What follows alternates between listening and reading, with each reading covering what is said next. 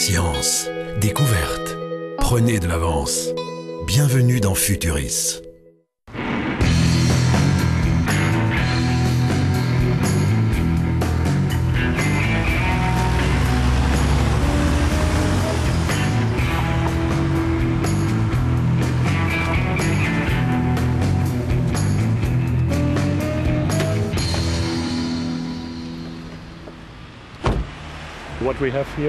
Ici, nous avons la caméra Viper, soit la première génération de caméras numériques.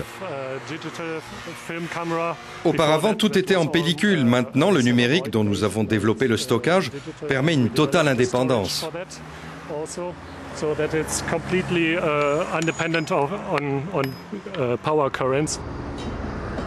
Rendre le numérique meilleur marché, plus simple et fiable pour l'industrie cinématographique européenne, tel est le but du projet de recherche IP Racine développé par 8 pays européens. Les studios hollywoodiens ont imposé leur propre point de vue.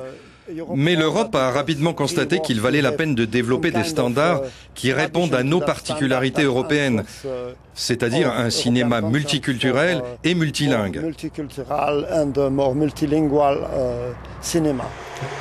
Les appareils photo numériques ignorés par l'industrie cinématographique pour leur piètre qualité d'image s'améliorent chaque année. Parallèlement, beaucoup de composants électroniques deviennent meilleur marché, rendant le matériel professionnel accessible même pour les petits studios.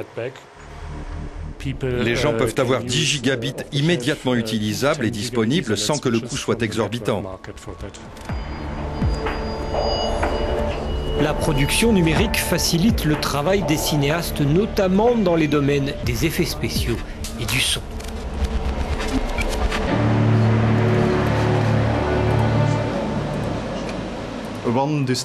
Une des caractéristiques consiste à utiliser beaucoup de caméras afin qu'elles vous donnent des informations sur la structure tridimensionnelle. Riches de ces informations, nous sommes capables de créer des effets spéciaux beaucoup plus facilement. L'utilisation calculée par ordinateur du placement des caméras et des objets à l'intérieur même d'un studio donne des algorithmes. Les ordinateurs utilisent alors ces données pour créer un espace en 3D réaliste. Ils donnent une liberté créatrice totale aux cinéastes. Cette application numérique est une des plus commercialement attirantes. Elle existe depuis déjà de longues années et a bénéficié d'énormes améliorations. En utilisant des verres spéciaux, le téléspectateur d'aujourd'hui peut visionner de la 3D réaliste sans effets secondaires, tels que le mal de tête. Like nothing on Earth. Houston, we seem to have a small problem. We gotta do something! I think I found it. To save the day. Tous les grands studios à Hollywood sont vraiment persuadés que la 3D est la chose qui va ramener de l'audience dans les cinémas et maintenir un niveau d'attractivité du cinéma pendant au moins les 10 prochaines années. Les grands studios comme Disney, les grands studios d'animation comme Disney ont dit qu'ils allaient produire uniquement des films en 3D et les distribuer dans les cinémas normaux et dans les cinémas équipés 3D à partir de déjà cette année.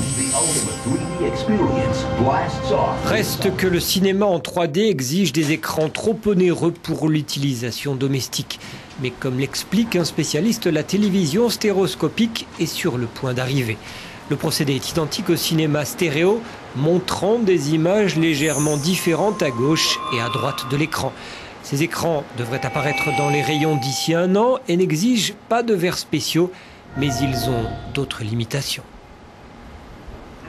Elle ressemblera à peu près à une TV normale lorsque vous ne l'utilisez pas. Mais lorsque vous allumerez l'écran, vous verrez d'une certaine manière les images se répandre dans la pièce.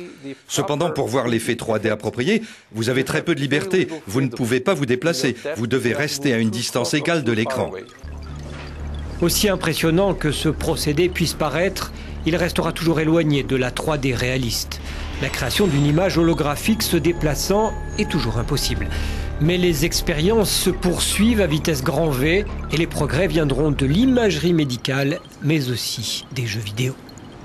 Ma prédiction est la suivante. Dans 8 à 10 ans, nous aurons des prototypes de TV holographiques convenables.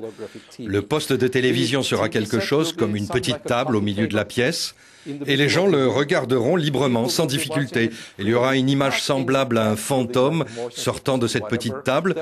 Vous pourrez vous déplacer librement tout autour. Vous pourrez l'observer de derrière ou de face. Ce sera la TV de l'avenir. Cette révolution numérique rend la pellicule désuète. Les films peuvent maintenant être expédiés dans les salles directement sur des disques durs réutilisables. Chacune des copies numériques est dotée de plusieurs bandes son et de sous-titres dans différentes langues. Autrement dit, des salles de cinéma plus souples dans le ciblage de leur clientèle multiculturelle. Ici, on réalise la compression des films ainsi que leur encryption d'un aspect sécurité. On génère donc des clés pour les différentes salles de cinéma qui reçoivent les copies numériques de façon à ce qu'ils puissent jouer ces films sur leurs écrans. Mais les distributeurs sont inquiets. Cette technologie augmente le risque de piratage. Un codage militaire est donc d'ores et déjà utilisé, et ce afin d'empêcher qu'une bande numérique destinée aux salles ne soit copiée.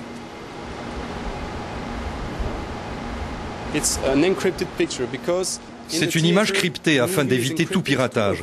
Seul un projecteur numérique pourra décrypter l'image et la diffuser correctement.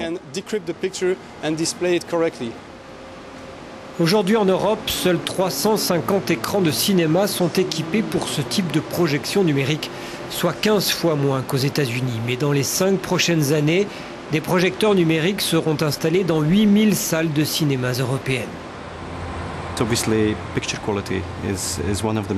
De toute évidence, la qualité de l'image est un des principaux avantages du cinéma numérique. Mais l'aspect économique est non négligeable. Il est plus facile et plus économique de distribuer les films.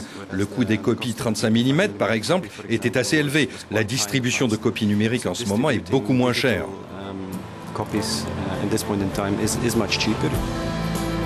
Et cela pourrait devenir encore beaucoup moins cher, notamment lorsque l'expédition de disques durs sera remplacée par la diffusion streaming, c'est-à-dire directement par satellite ou par fibre optique. Il sera par ailleurs possible pour les amateurs de cinéma de regarder des événements se produisant en temps réel, des concerts ou des matchs de foot, avec une qualité d'image et de son hors du commun.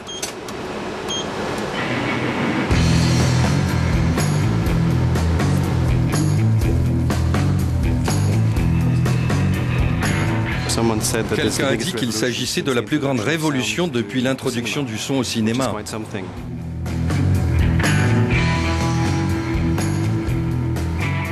Le futur du cinéma va certainement être digital.